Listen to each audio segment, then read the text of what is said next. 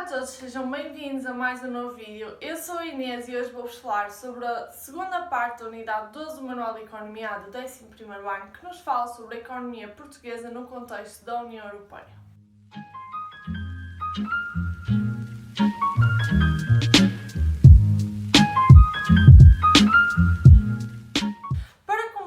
Nós vamos falar sobre os desafios da União Europeia na atualidade. Estes desafios podem ser a nível do alargamento da União Europeia e também a nível do seu aprofundamento.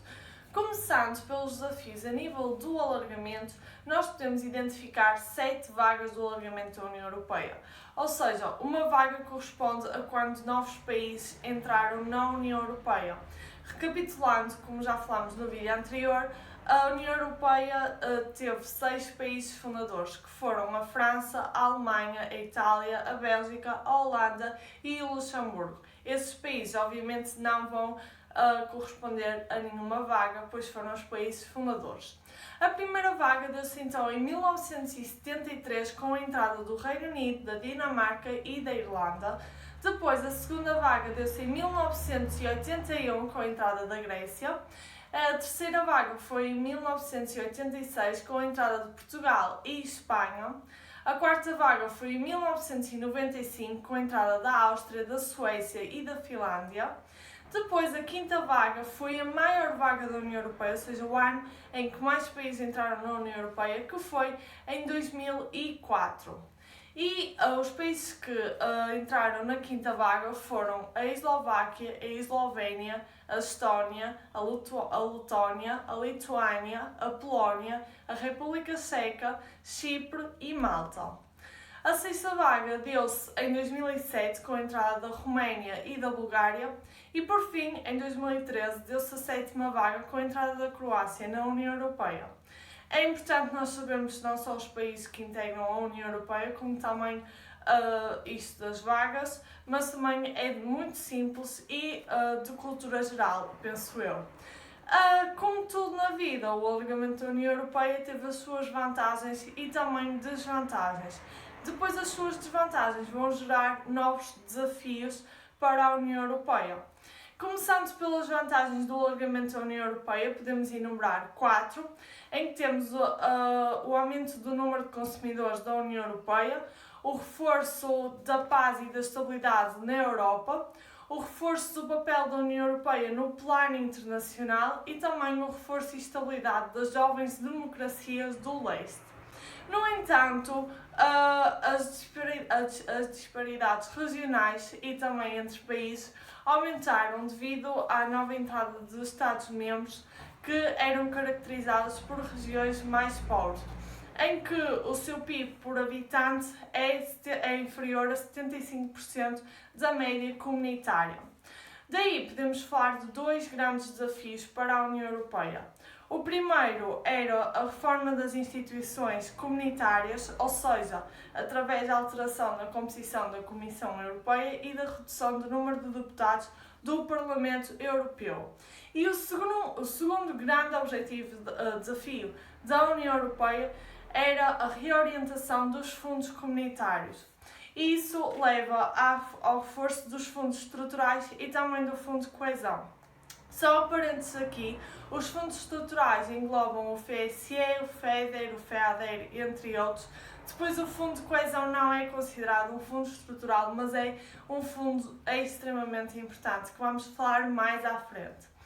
E isto da reorientação dos fundos comunitários tinha principalmente como grande objetivo acabar com os desequilíbrios e desigualdades sociais e regionais e também reforçar a coesão social e económica. Esta expressão da coesão social e económica também é bastante importante para as nossas respostas. Passando para outros objetivos também da reorientação dos fundos comunitários, temos então 3, que são tornar a agricultura dos Estados-membros mais produtiva e também mais sustentável.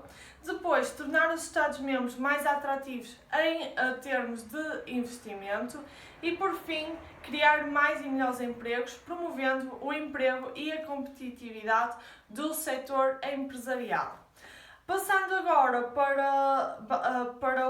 especificamente para os fundos estruturais e também de coesão, vamos enumerar três que são bastante importantes, que são o Fundo Europeu de Desenvolvimento Regional, ou seja, o FEDER, que era destinado principalmente ao apoio a infraestruturas gerais e também inovação e investimentos. Já relativamente ao FSE, ou seja, ao Fundo Social Europeu, este era destinado a projetos de formação profissional e outros programas de apoio ao emprego e também à criação de emprego. Por fim, o Fundo de Coesão era destinado, apoiava financeiramente projetos no domínio da proteção ambiental e também das infraestruturas de transporte. E este destinava-se aos Estados-membros cujo rendimento nacional bruto per capita era inferior a 90% da média da União Europeia.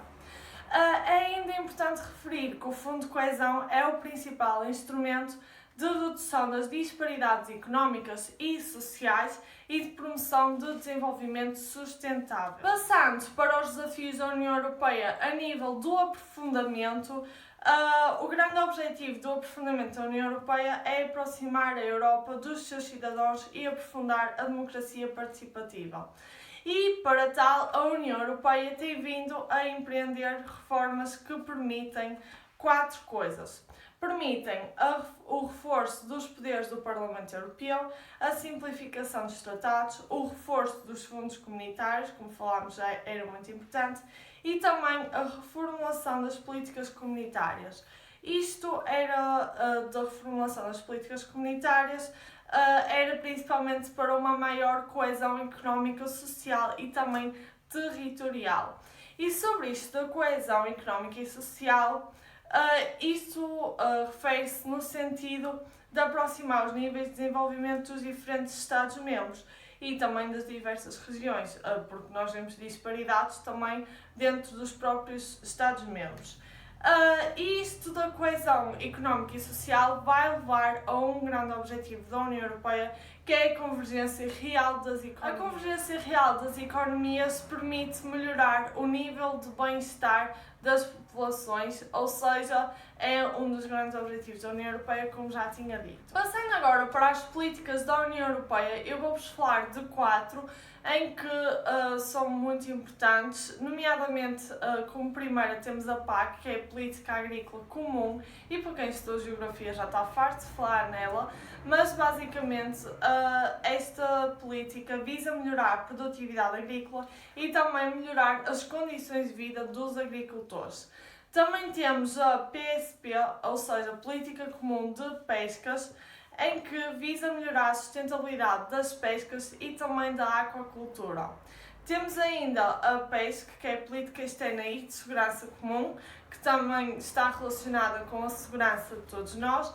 E por fim temos a Política Regional, que visa a redução das desigualdades entre regiões, e essa política também é muito importante. Passando agora para o orçamento da União Europeia, isto é muito idêntico ao orçamento do Estado, mas basicamente precisamos saber que é um documento escrito, anual, elaborado pela Comissão Europeia e apresentado ao Parlamento Europeu e também ao Conselho da União Europeia, no qual são previstas as receitas e as despesas a realizar durante um ano. Só um pequeno parênteses, basicamente também é importante sabermos que é o Tribunal de Contas que controla a execução do orçamento da União Europeia. Passando então para as receitas e também para as despesas do orçamento da União Europeia, relativamente às receitas necessitamos saber que provém das contribuições de cada Estado-membro, sendo que normalmente cada Estado-membro dá para a União Europeia 1% da riqueza criada, da riqueza nacional desse Estado-membro. Depois provém também de receitas próprias e também de uma percentagem do IVA cobrada em cada Estado-membro. Portanto, nós que pagamos o IVA não vai só para o nosso Estado, como também vai um bocado para a União Europeia. Relativamente às despesas do Orçamento da União Europeia, estas são destinadas às despesas de funcionamento da União, como é óbvio, também ao apoio a países em desenvolvimento, para que se reduzam as desigualdades, e por fim também ao financiamento das políticas comunitárias, que também é muito importante, como podemos ver. E para finalizar este assunto, paralelamente a União Europeia dispõe ainda de um orçamento plurianual de longo prazo que se destina ao financiamento das políticas europeias. Pronto, é só para termos uma ideia que também há outro orçamento da União Europeia. Termina assim a unidade 12 do Manual de Economia do 11º ano. Aliás, termina assim a matéria toda para o exame de Economia A.